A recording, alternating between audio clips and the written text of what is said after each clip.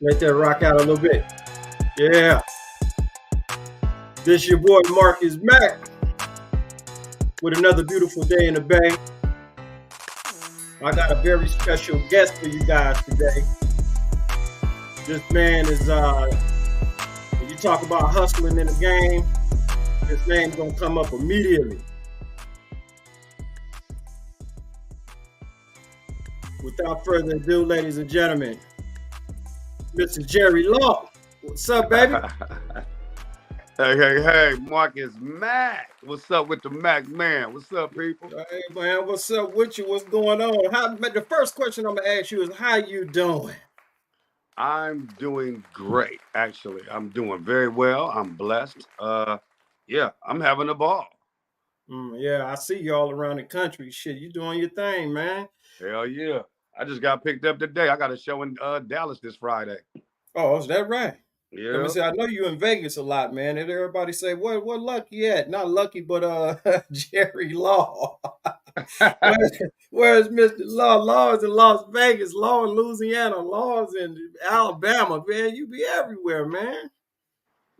That's the name of the game, man. You want to get out there. You want to make sure and see if your jokes travel. You want to see if the people, your people around you at the house and everything, oh, you funny, you funny. Okay, cool. You want to see if everyone thinks you're funny. Not just the people that know you will love you, but everybody. All right. Hey, tell us about yourself, man. Who is Jerry Law? Jerry Law is a 46-year-old black man from Oakland, California. He's been to me, man. I'm just a good guy. I tell anybody, I'm just a good guy. I'm just a normal, everyday, easygoing brother. And that's it. I'm a simple man. I don't have much. I just, I'm just trying to live. I'm trying to drain every ounce and drop of goodness and positivity out of the things I do and out this life. Right. How'd you get into comedy, man?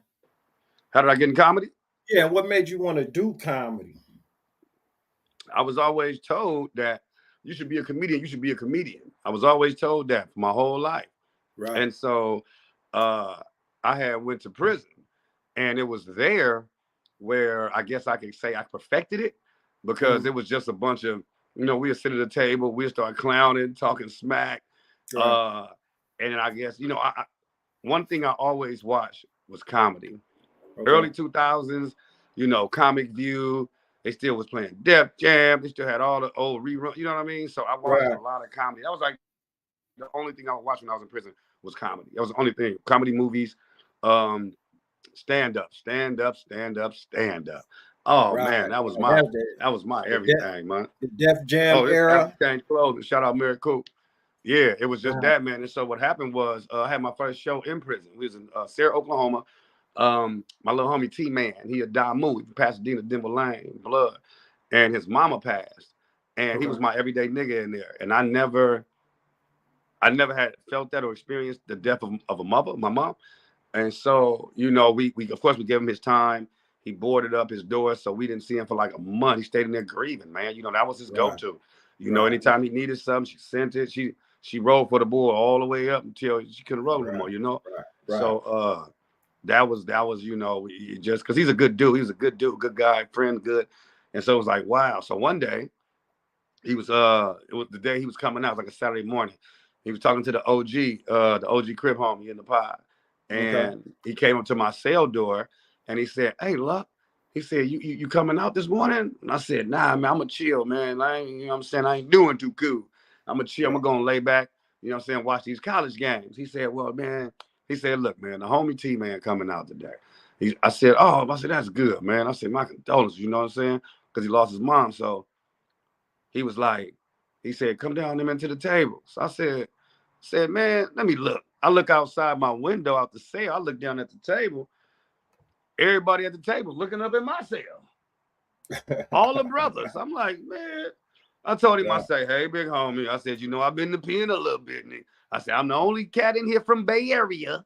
And I see all them gang members down there." I said, "Nigga, I know you love me. What y'all trying to do? Put a nigga on or something?" I'm like, "Man, I ain't." He was like, "No, look, man, we love you." You know what I'm saying?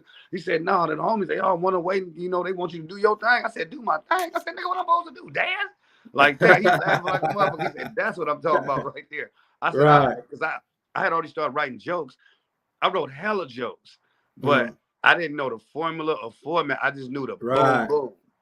I just knew to lift something up and because you ain't got that much time. So I know the boom, boom. And so I knew that quick hit. So now my style today, that's why I hit him quick. Bow, bow, bow.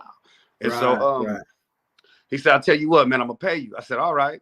And so he said, I'm gonna give you. Y'all in prison, right? We are in prison. We are in Sarah, Oklahoma. That's where I spent my last 4 years at.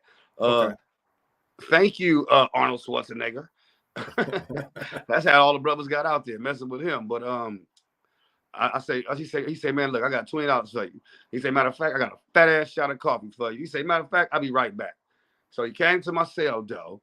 He gave me a jar of coffee and $20 in cosmetics. It was food in there, some noodles, some burner deodorants.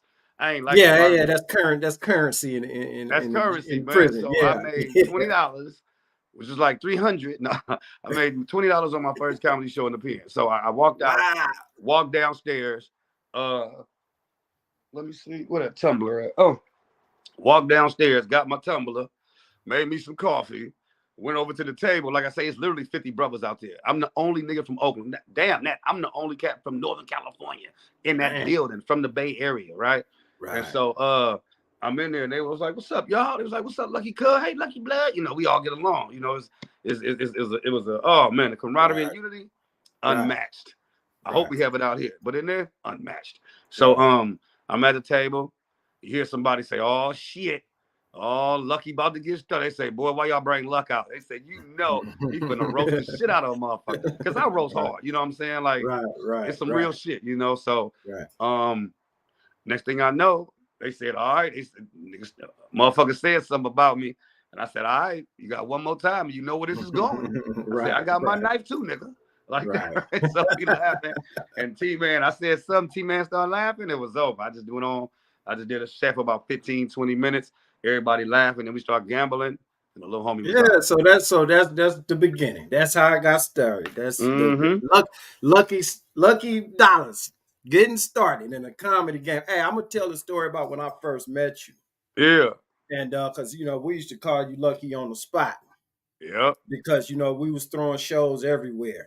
And every time we threw a show, we knew Lucky was gonna be there somehow, some way. He was, no matter where we threw the show, we knew you was gonna see. Now you wasn't even on the card. Nope. You wasn't even. We was like but we know if something go down, he gonna be there and he gonna be ready.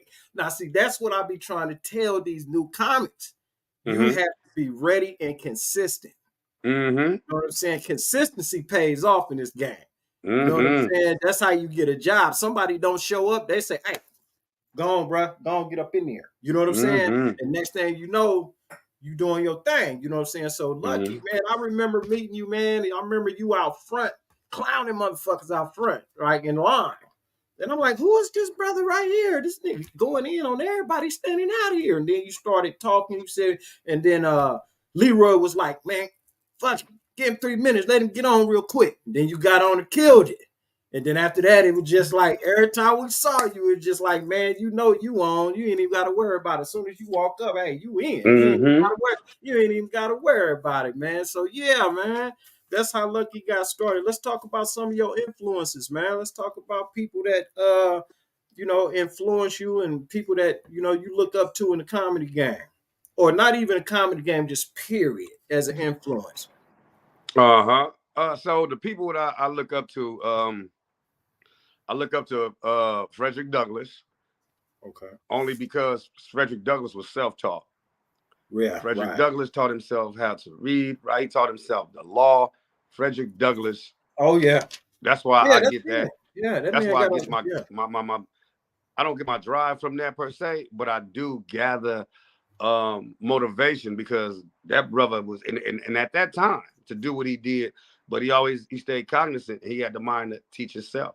And once I learned that, I just, whatever I did, the books, we got social media now, you know what I'm saying? So you could just Google everything and you good. But that was that. For comedy, Deon Cole. Yeah. Earthquake. Yeah. Deon Cole, Earthquake, Mike Epps. Yeah. Deon Cole. Hey, remember that night I bombed at your show? Hey, do I? That was that was Dion Cole there that night, nigga. I was looking for somewhere on the roof to jump off and shit. I said, how you get to the roof in this motherfucker? Because I'm gonna jump off this motherfucker head first. Hey, I said, boy, I couldn't believe it. I said, Mac be No, on it. bro. But you know I what got that in that was? motherfucker. That was a learning lesson because I came back the next week and I killed it. Daniel Yep. Dugard said, "Blood, you better go back the next week." And I came back the next week and I killed it. Yep. But what happened was I learned the big lesson that night. Uh-huh. Don't get high on your own supply before you go on the show. I fucked around and hit one of them edibles, man. I was higher than I ever been in my life. Yeah. That shit hit me at the wrong time. I was like, oh my God. Yeah. Man, the other I remember that happened to you. That shit happened to Skills Hudson, nigga. That shit. Skills he was on there and just paused, nigga. He was just stuck. We said, is this nigga having a stroke? That shit happens though, man. But yeah, like you said, Dion Cole, I know your boy Earthquake is one of your big influences because you down there. Man, that shit right there. But shit, he keep bringing you back though, so you must be doing something right. Well, yeah, man. That show that I mean, it's like I said, man. God is good. First of all, God is good, man. I am loving my life right now, man. I'm living. I'm no longer just existing. Things are happening at a rapid pace for me. And so that's why it's happening so fast. I have to be cognizant and I got to be aware and I have to be in the moment. So that's why I kind of stayed back a little bit so I can analyze stuff a little bit more because it's happening fast and everything is big. It's so big and so much happening. I don't even say nothing. You'll see the flyers. You will see me on the plane. You know, you'll see me do what I do, but it's a lot of blessings. Now, Earthquake, I got out and I used to look at his videos on YouTube, like just laughing. Because everybody, you know, you got your own different types of funny, but I was just laughing because how he hit you pound for pound and boom, boom, boom, boom. And you can't even stop laughing from the other joke. And he go into something else. And you like, See, I had to go see the brother live. Because you know, when it's certain comics that when you see on television and video, it don't translate the same as when you go see them live. Like, see, I went to go see Earthquake live. As a matter of fact, I think you opened that show at the Paramount. And man, he had me on my back. I was like, I didn't know he was this damn funny. You know what I'm saying? Because every time I saw him, it was in snips, bits, or you know what I'm saying, to some little comedy special where he ain't do his whole thing. But to see that man for 1 hour, I was on my back. You know, it's a couple of, you know, Mark Curry did me the same way too. I didn't know Mark Curry was that funny. You know what I'm saying? And hilarious. Yeah, and you know, Mark Curry, hilarious. Yeah, he's funny as hell. Right. So I had to see the brother live because, like I said, you know, seeing the brother on television or on sitcom specials where they have writers and all that shit, you could tell it really ain't them.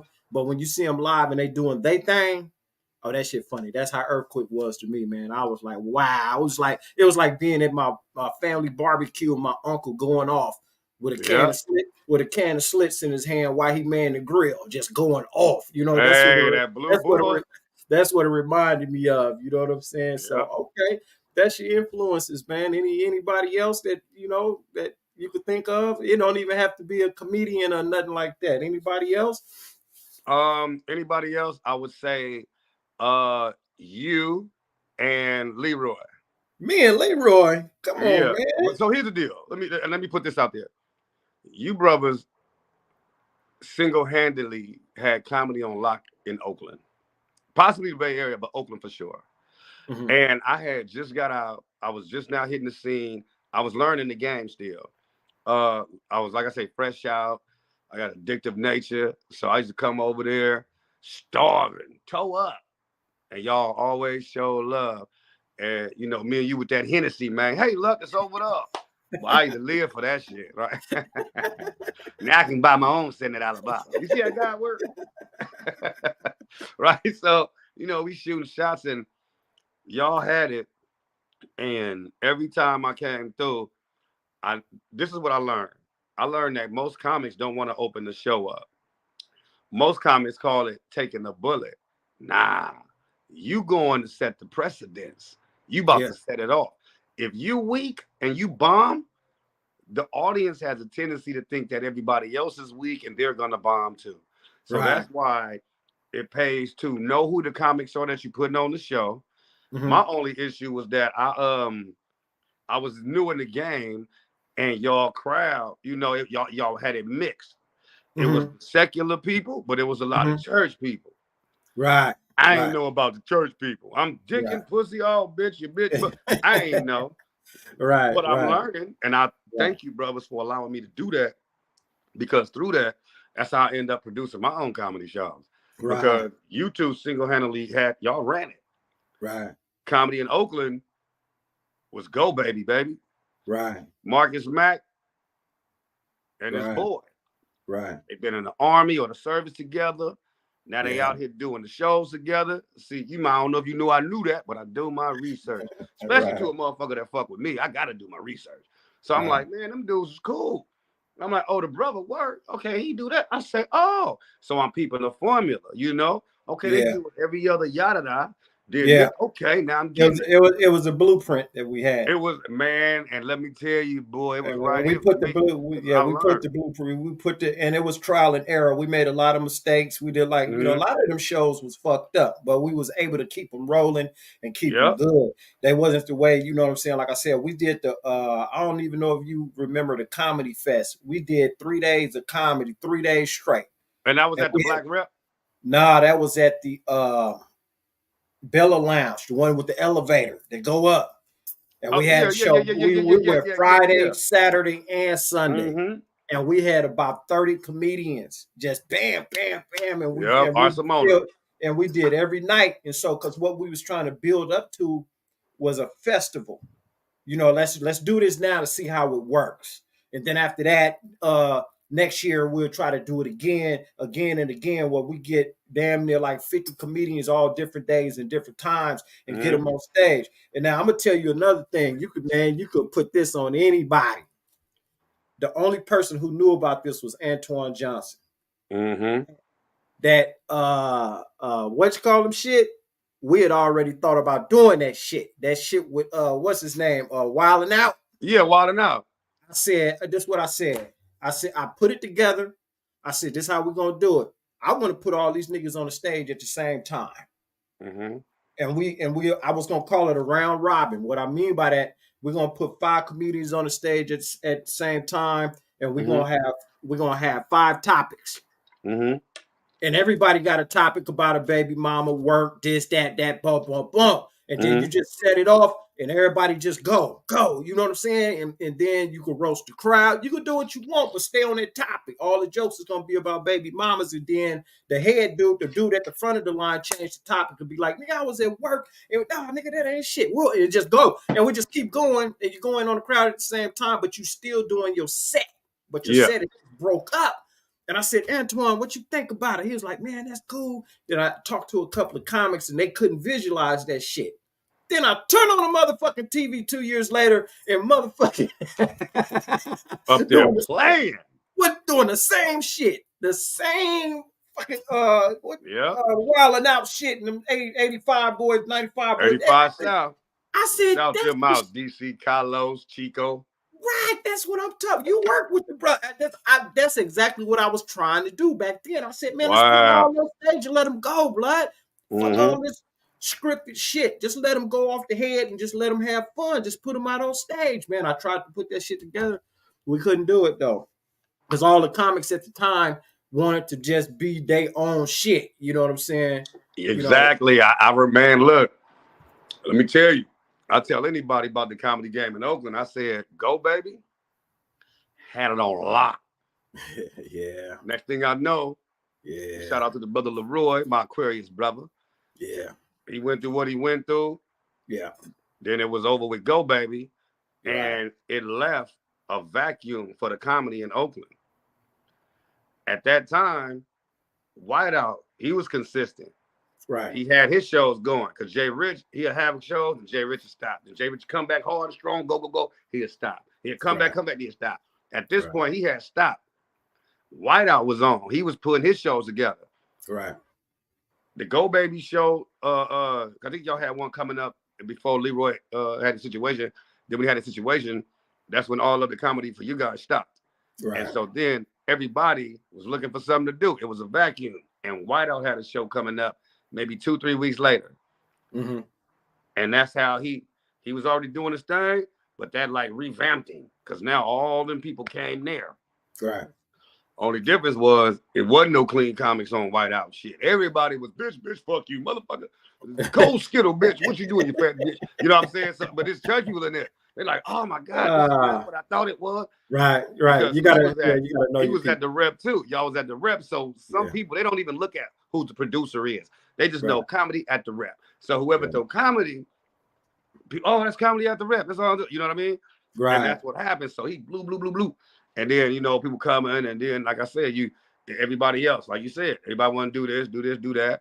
And so that's I was like, Whiteout needs some help, man. He can't have the only show around this bitch. The Bay Area. Me, Jay, a lot of people start throwing their own comedy shows, just trying to, you know, keep it going, man. Because you guys have set a precedent, and I appreciate that. That's why I say I look up to y'all, because like when I do the festival or these shows coming up, man. I got some big news, but you know, I wait till the ink dries and I'll let people know what time it is. But comedy coming back to Oakland for real. Yeah, it's coming back. It need to, man, because I'm getting tired of like a couple of interviews I did before you, man. It's like the brothers in Sacramento is hitting hard, man. The brothers is unified. Them brothers is doing their thing in Sacramento. You go up, man. You flyers everywhere. You know, all them brothers out there, they getting it in. You know what I'm saying?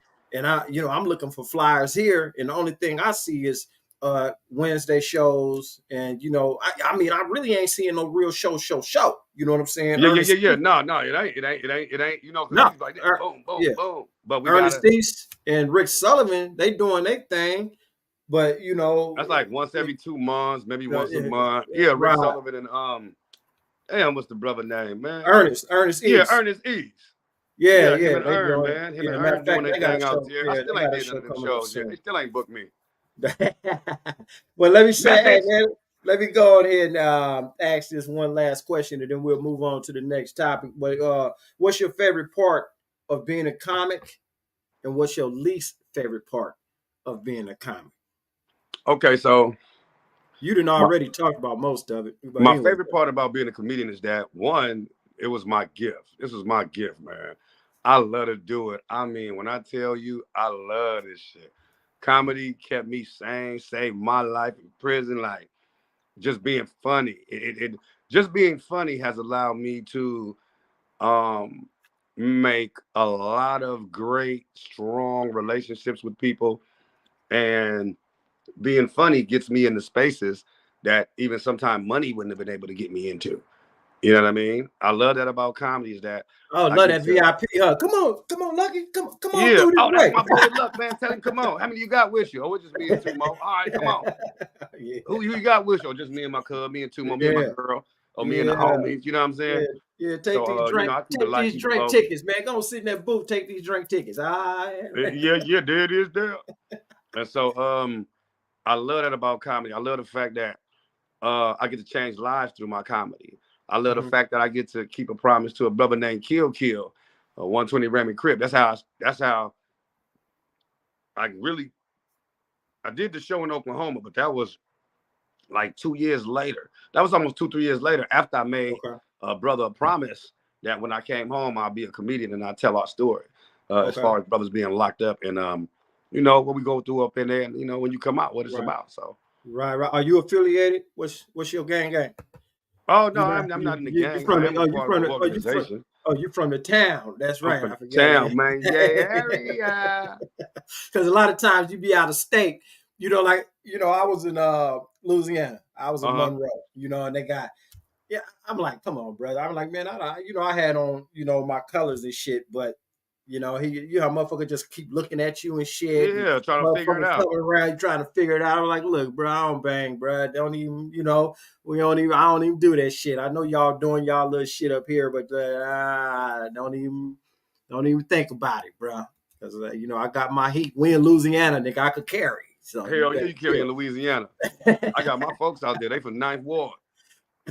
Hell yeah, I go out there. Yeah, talking that shit. 4 + 5. What do you get? You got a 9th Ward nigga running in your yeah. Them the ones I be talking to out there. They want to Right. see your shit. Right.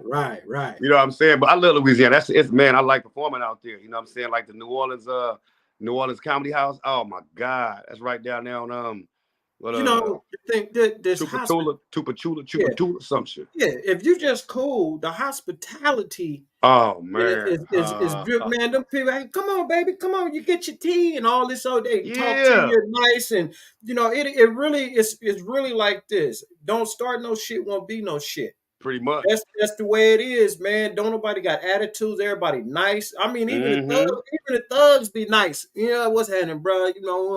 You know, and shit. You know, I'm like, nigga, you a thug with a degree, nigga. Yeah. Nigga, you went to Morehouse. You a motherfucking thug, All them motherfucker, ladies over there, hey baby. baby. I'd be like, you say that one more time. All They right, be like, man. that little Cali. Yeah, this Cali, baby. You know what it is. Having a So ball, man. But what's the yeah, man, part about it? that's what I look up to. All right, I what's the look up to part those about people it? like that in the game. And I look up to myself. What Because you it take don't a like? hell of a motherfucker to do what I do. Coming from where I come from, going through what I've been Yes. through. Yeah, Take we're a gonna hell of a talk about it. motherfucker. Yeah, we're gonna talk about that in 4 minutes.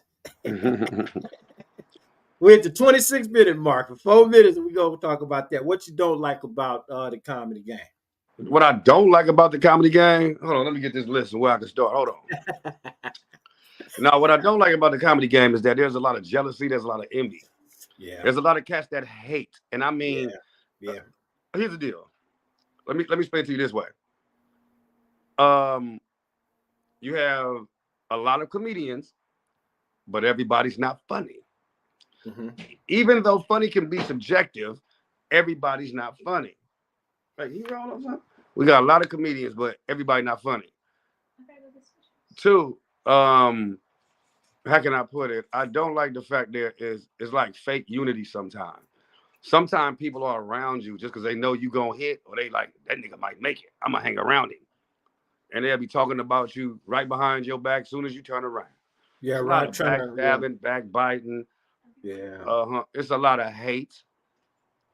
There are comedians who will like literally tell people, "Hey man, he cool, but no, we're gonna go with somebody else because I just don't like his comedy." But you're making the crowd laugh every time, like you're killing shows. Then you got Yeah. people that they'll put things in place in order. They'll whisper in bigger, people names or whatever, Yeah. ears, and have them feeling a certain way about you when they never met you or anything. You'll go down to say LA, and a motherfucker say, "I heard about you," and you'll be like, "How you hear about me? Like, I don't know you, nigga." And they'll be like, "Oh yeah." There's somebody be like, "Nah, motherfucker down here, boy. He's sitting there. Nigga, they hating on you, homie." You know what I'm saying? Like, you be like, "Damn, Yeah. like, nigga, I Let ain't me did let nothing." me let me It's tell a you a lot of that. story. I hate Yeah. the fact that you have to you have to I hate the fact you got to use social media. I ain't no social media. I'm from the streets. I didn't grow up broadcasting where I'm gonna be at, what I'm doing. That was always personal for me, or those that's with me and get to experience that. Anything else, I'm not big on that. I'm not no hype chasing dude. I'm not looking for, kudos, pat me on the back. Man, I'm good. I got that. But I hate that about it. I hate the fact that there's a lot of like I say, backbiting and the gossiping and the motherfucker. You know what I'm saying? It's just a bunch of BS that don't need to Yeah. happen. Yeah. Then comedy. I'm a street dude. Spent a lot of time in prison. The rules I live my life by are different from the average dude who does comedy that hasn't been there. So Right. now we got these differences. And you got me with my street, my rules, my lane, my line, my K, whatever. Then you got the average dude, and he probably be on like I'm talking like some whole ass nigga, like a bitch nigga. I'm talking about like you got cats that they'd be so mad at you, even with the situation with this little this little what we call this this little leprechaun, right? They got this little leprechaun that was running around causing hella ruckus in the comedy community. You know what I'm saying? The Yeah. leprechaun took people to court, Yeah. sent dildos to cats, took my name. Shit. Okay, fuck it. Let's talk about it. Yeah, we got to, man. Everybody Let's talk know about the it. Let's talk leprechaun. about it. Well, okay, the leprechaun. Before we get to the leprechaun, let me tell you a story about booking and the hate game. When me and Mm-hmm. Leroy used to book people, so sometimes, say if we got a show coming up a couple of months down the line, I'll contact Lucky Dollars. I contact you. You say, I can't perform that night. I got something going on. The first thing I ask you is, well, if you can't perform, you got anybody in mind that'll fit, because this is the type of crowd. So in your head, you already know the type of comic that we want. That's why we're asking you. Yeah. I've had situations where we'll go to book a dude, and the dude we talking to start bad mouthing another comic. We on book him. We was like, all right, bro, if I go to book you and you talking bad about somebody else that I potentially want, you know what I'm saying? Like, well, if I can't get you, man, I'm gonna try to get this brother in LA. I'm gonna try to get Mark Prince or somebody or whatever down in LA. I could bring him up, man. Fuck Mark. Well, I'm done. And Leroy taught me that. Leroy said, man, don't fuck with nobody if they talking. And another thing he taught me, he said, in this game, this comedy game, running your mouth will get your ass unemployed. So, you know what I'm saying? Because you don't know who you talking to. You don't know none of that shit. You don't know who these niggas be cousins, these niggas came, all that type of shit. Then they going to run straight back and say, man, this motherfucker won, Yeah. So they'll do that, or they'll get to talking, and they get to talking, and before you know it, I'm going to keep it 100. Motherfuckers hated me so bad. Nigga, they was making up shit about me, making up stories. I went to oh yeah, this is gonna be a hot episode because I'm naming names. So are you sure you want to do that? Bullshit. Because see, this is what happens as well. When we don't address people and we don't let people know the fuck shit they doing, or we don't talk about people, it allows them to go work the next person. Okay. When you don't confront the motherfucker that's fucking up, it allows them to fuck over somebody else. Okay, I would prefer you not drop no names. No, damn that mother. Don't drop no names. I want you to do that. He's a hater. He's a hater. Let's talk about the Leprechaun situation, man. Let's talk about why your name ain't Lucky Dollars no more. I'll tell you that. I'll tell you this. This is how big the hate is. You look at comedy in Oakland. Right now, they'll say, who the hottest comedians in Oakland? You're going to hear Jerry Law, Jay Rich, and Mario Hodge. Those are the names you're going to hear as the hottest comedians in Oakland. The order may change depending on the relationship that people have with those said comedians. Okay. Here's the deal. Anything that got to do with comedy coming through Oakland, I'm talking about on a big scale, small scale, even cats that's trying to do comedy right now. Why wouldn't y'all go talk to the hot dudes in the comedy? Why would y'all try to throw a comedy show and do comedy and skip over these cats? Why would you skip the cats why would you? Right. Let me tell you the biggest hate that me and Mario didn't experience hate together. We did a show somewhere one time. We both got kicked off the show because we was too funny. Because the headliner was tired that night. Yeah. He didn't want to work. I seen that happen before. He said he didn't want to work and we were too funny. But ain't that the object? Who was it? Because I'm gonna bring up a name that. No, I ain't gonna say that name. This shit might kill careers. Okay, so I'm gonna let that go. But anyway, this DC Curry. I seen him kick a motherfucker off the act because they sounded too much like him. And the brother from Sacramento. Yeah. Sacramento comic. With the same style, that uncle style, that you know what I'm saying? Yeah. That uncle style, rough comedy voice. Yeah. He got up there. DC said, fuck that. The nigga sound too much like me. He ain't doing a second show. They paid him though. Yeah. But it was fucked up. And that was my first time seeing that he didn't want to work that hard. Dude, we got kicked off the show. I done had motherfuckers tell me, hey, don't do this joke because I got one similar. Yeah, you ain't got no joke like mine, nigga, because you ain't in my brain. Man, look, this is the biggest hate me and Mario experienced recently, right? The fuck? What happened, nigga? No, you good. We're at the Oracle Arena. We're at the Oakland Coliseum. Big old show. All the stars, all the big wigs, all the Oakland coming out. You feel me? Right. Me and Mario and Jay Rich got the biggest names of comedy in Oakland. Right. Motherfuckers, we get on God. The relationships that we have with certain bigger comics in the game, They say, hey man, I'm in your city, come through. Now, you got to remember, some of these comics, they all under the same umbrella. Right. So even though they can say something, the person that's making them moves, hooking it up, giving them their checks, they can say something too. Right. Here's the deal. Everybody in the back, I'm talking about, man, it's niggas in the back that's not comedians, ain't got no wristband, they doing whatever. He came to me and Mario, it was some red tape. We get wristbands to go backstage, but we had to go backstage after the show was over. Okay. We go back there, everybody and their mama back there. We just looking like, okay, we ain't gonna say we ain't tripping. Right. This the part that fucked me up. It was Mike Epps' show. Okay. Now, Mike Epps had put me on at the Coliseum the year before the pandemic, the year of the pandemic. February 22nd, Friday night, I got to perform at the Oakland Coliseum. That later that March, that's when the COVID hit and they shut everything down, right? Mike put me on the show. I did my thing. Now here come this second go around. We come in late to the back after the show over. We still talking to people. We still had to call a motherfucker to come get us. And we like, nigga, what's all of this? We don't like, are you serious?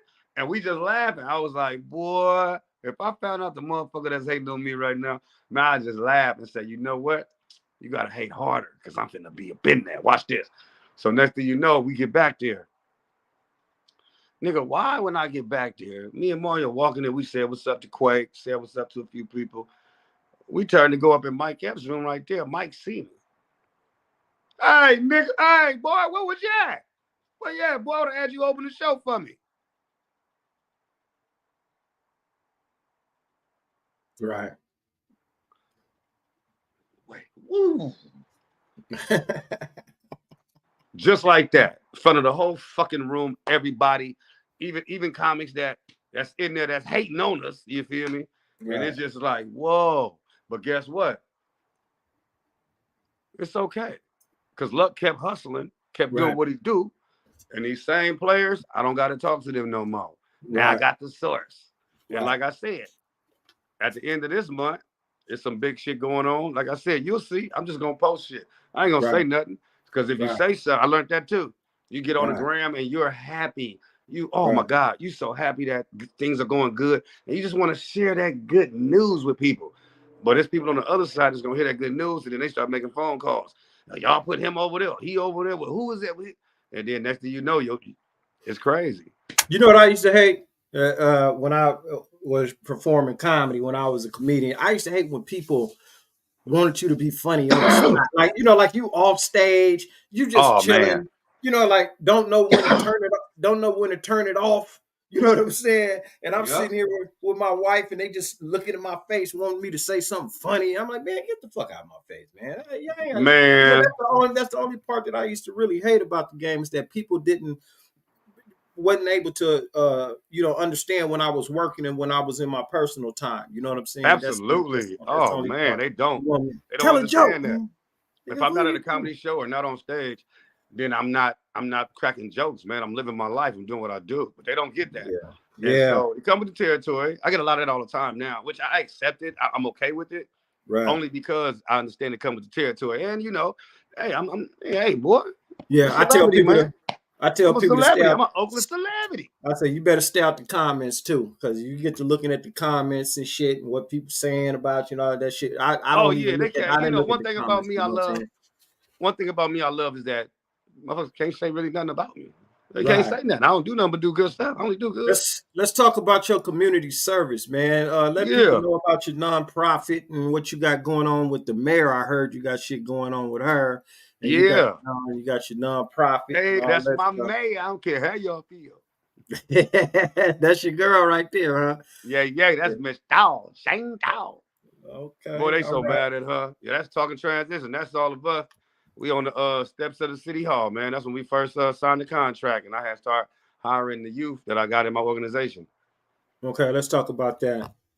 Yeah. So my organization is titled From the Cage to the Stage. It started out as that was going to be, and still is, going to be the title of either my sitcom, my stage play, of course, the comedy special. But it transitioned. It's From the Cage to the Stage, but it morphed because last year, April 30th, my son had got robbed. My little baby, my little boy Jamel, my son 9 years old. He was robbed by 4 teenagers at gunpoint for his bike at the library Yeah, I in remember East that. Oakland. Huh? Yeah, I remember. I think everybody donated to get him a new bike that same day. Man, the same day, the people donated. People was like, "Blood, we don't want to see you go back." Like, nigga, I know you, boy. So Mhm. the people donated, man, which I love them for. There's a group in Oakland that's been doing the work for over 30 years, titled the CRC, the Community Ready Corps. They got him a bike, man. We've been doing a lot of good stuff for the community. Even the OPD got him a bike. You know what I'm saying? By the end of that day, that boy had 4 bikes. Right. And so I Yeah. was like, damn, because I was emotionally, I was everywhere. Oh Yeah, man, I was because the way it everywhere happens, see, emotionally. in the game, see, the way Oakland used to be, it ain't like that no more. It was Yeah, gangster on gangster. It was certain shit that was off limits yeah. when you was in the streets, and that was people who couldn't defend themselves. You didn't mess with elderly people, and you didn't mess with children or disabled people. You kept the gangster on gangster. To rob a 9-year-old, you know what I'm saying? That Hmm. was you definitely would have went back if you For a knew. bike that they couldn't even ride, bro. It's the They were too big. They couldn't principality. even ride it. It's the principality of the whole thing. Why Well, you know what I'm yeah. saying? Like you Shit, rob I a don't child. care what it was. I don't care what it was. You don't Yeah. take it from a child. You know what I'm For saying? me, yeah. It was really huge for me because it's like I spent 15 years in prison over my brother, over my Hmm. little brother. Right. So how hard you think I'm gonna go for my seed, my son? Right. Exactly. Like, man, like Yeah. We didn't want to they see want that, that man. old luck back, right? I immediately wish a cash out, brother. Yeah, like Get him. man, I I said, like get him. I I said, appreciate y'all for that, get him man. a Look, helmet. Get him a helmet too. on everything, yeah.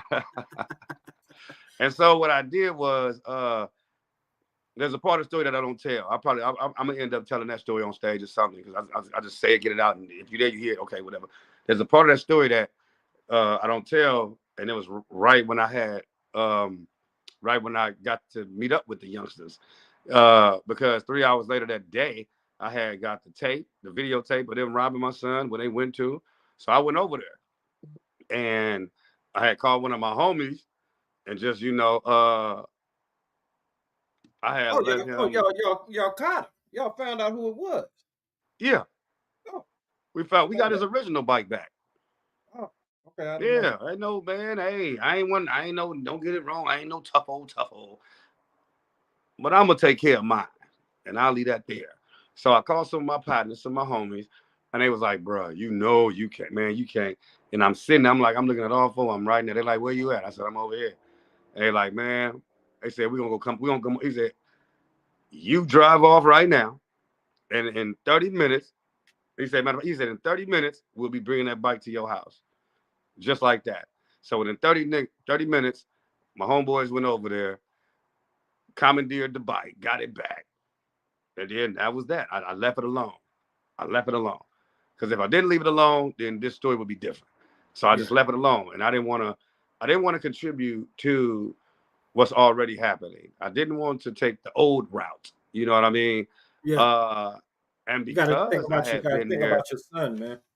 yeah, and I had to really dig deep within myself and figure out what it is that I'm going to do. Because I'm going to do something, because that's just me. But I take that energy and instead of moving it to the negative side, I just put it in more positivity. And I said, you know what?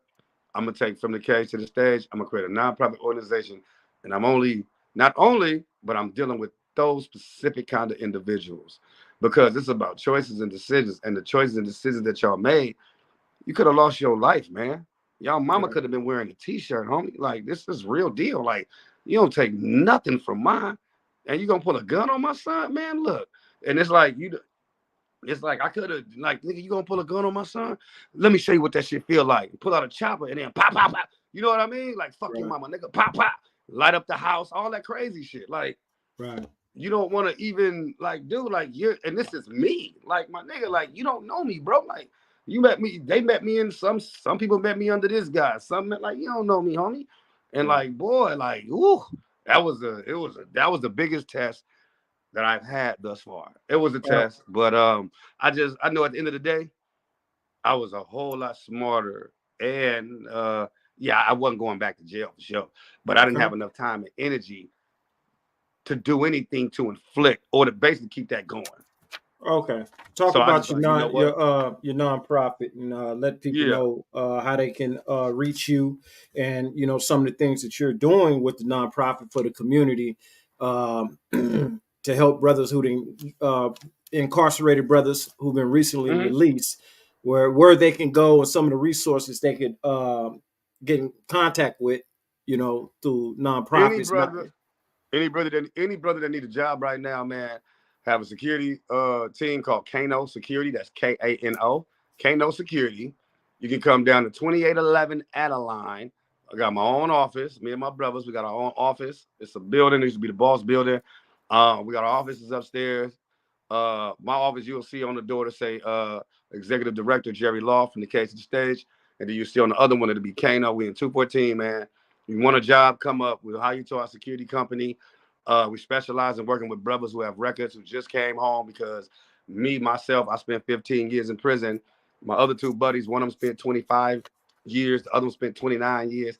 So we are over familiar with the prison system, the California prison system, the justice system, and we are doing everything we can in our power to make sure that when brothers come home, they have something to do, something positive, so that way they won't go back to the old ways, because that didn't get us nowhere. You don't want to go back there. Then we hire youth. My organization, we signed a contract with the city of Oakland with the mayor, Shane Tao, and I'm able to employ youth and pay them $22.35 an hour through our Talking Positions program. I'll have the link up. And if you want to donate to my organization, the website is fromthecagetothestage.com. And then you click it, you'll go through there, and then you can donate. And as you can see, you'll see the pictures of what we do, what I do. All about the give back. Right. All about the give back. All about being who you needed, being who you wanted. See, I grew up without a father. I had my granddaddy there, but that's not my father. I grew up where I couldn't look a man in the face that looked like me. Right. You know what I mean? Right. So that, from the gate, that do something to you. Yeah. Because you don't know nothing. You don't know daddies exist. So you go up there. Right. Oh, People don't understand that. People don't understand that, man. Because I can't stand when I hear this. Gonna be a whole nother episode I'm gonna bring you in on, but when the young ladies talking about, I'm gonna be his daddy. I'm like, it ain't the same, man. He don't need no daddy. He got me. I know. All right. Well, That's what you think. When he 14, kicking your ass in his house, there it is there. You're doing what you want to do. You know what I'm saying? You need a man. You see, I was raised by men. Protect, provide, roof over the head, food in the house at all times. You know what I'm saying? So, I understand that, brother. So, anyways, okay, that's your nonprofit, From the Cage to the Stage, man. I'm proud of you, bro. Flowers to you, all the flowers, bro. Because a lot of brothers don't make it, bro. You know what I'm saying? No, they don't. A lot of brothers don't make it. They don't, man. You gotta persevere. You don't have the resources to, get hungry, man. What's going on with Deion Sanders, man? What's happening with it? Oh man, Deion Sanders, prime time. How they look at him, prime time. Let me put my eye on the camera. Prime time. Are you on the bandwagon, man? Did you?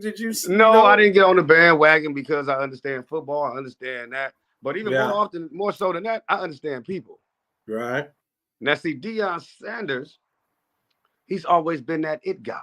Deion has always been the dude. He's always talked his talk, but he walked his walk too. It's nothing new. That's him. Now his sons, they are a whole lot more docile and humble and introverted than he is. Shedeur, he coming out with it a little bit, waving his hand and stuff, but it ain't nothing compared to what his daddy used to do. And his daddy's a trendsetter.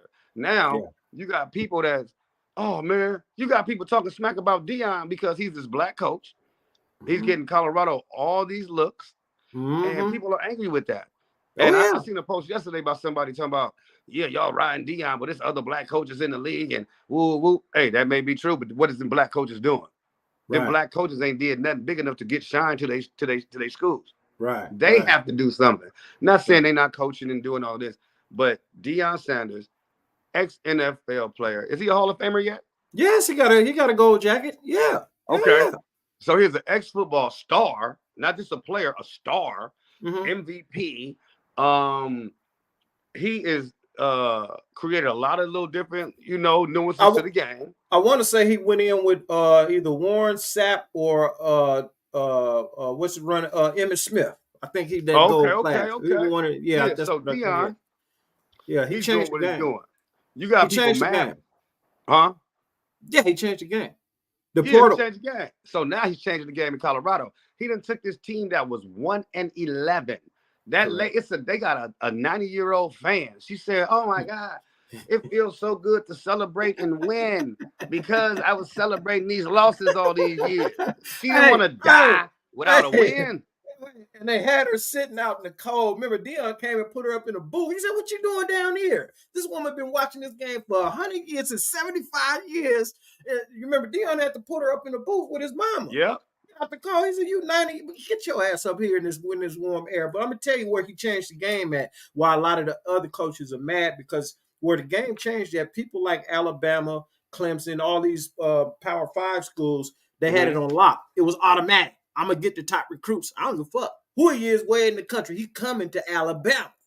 Yep. But what people don't realize, you got motherfuckers at Alabama that's fourth string, that's bad. That could start anywhere else in the country.